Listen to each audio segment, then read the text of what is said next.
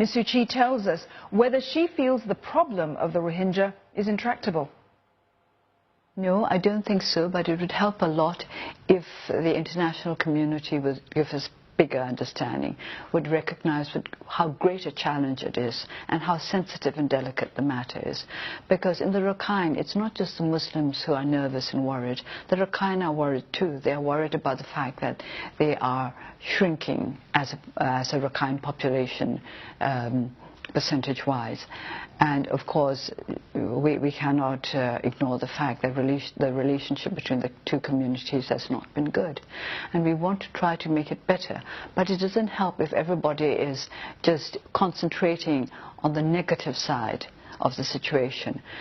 In spite of the fact that there were attacks against police outposts which began on the 9th of October, we have managed to keep the situation under control and to calm it down.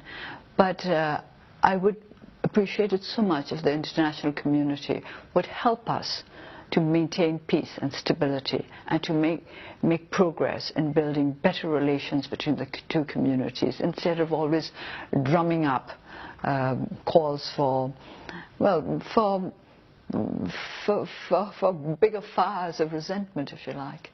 But it is not solely the international community that is the root of this, State Counsellor. There are obviously difficulties on the ground. I'm not saying there are no difficulties, but it helps if people recognize the difficulty and are more focused on resolving these difficulties rather than exaggerating them so that everything seems worse than it really is.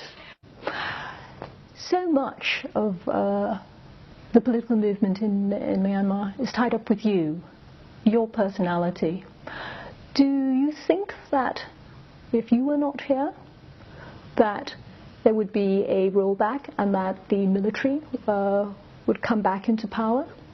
Well, I have to keep reminding people that I was under house arrest for 15 years, and the NLD managed to retain public support throughout that period, and we managed to keep our party going in spite of the great difficulties. So you mustn't underestimate the ability of many ordinary members of our political party, and our members are really the public, and we are very close to the public. So you're certain that, let's say, in 20 years, and in the coming years as well, that you've built up enough of a successor base to maintain these steps to democracy? Well, how successful I am as a leader will be decided by how dispensable I can make myself.